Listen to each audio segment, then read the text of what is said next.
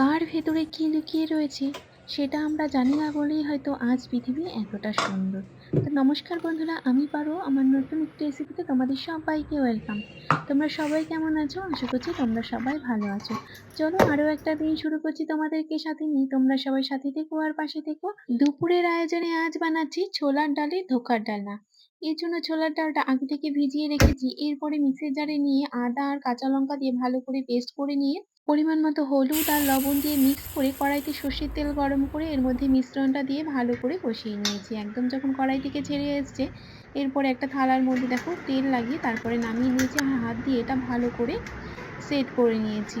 এরপরে দেখো piece piece করে কেটে নিয়েছি, সাথে একটু আলুও দেবো, তাই দুটো আলু ছুলে ডুমো ডুমো করে কেটে নিয়েছি। এরপরে কড়াইতে তেল গরম করে ছোলার ডালের যে ধোকাগুলো করে রেখেছি এগুলো একে একে ভেজে নিয়েছি। লাল লাল করে পিট ভেজে তুলে রেখে আলুগুলো ভেজে নিয়েছি। এদিকে মশলার জন্য আদা জিরা কাঁচা লঙ্কা ধনিয়া টমেটো পেস্ট করে নিয়েছি। এবার আলু ভাজা তুলে নিয়ে গোটা গরম মশলা, পেস্ট করে রাখা মশলা, হলুদ, কাশ্মীরি রেড চিলি পাউডার আর লবণ দিয়ে ভালো করে কষিয়ে ভেজে রাখা আলু দিয়ে পরিমাণ মতো জল দিয়ে ফুটিয়ে নিয়ে ধোকাগুলো দিয়ে গরম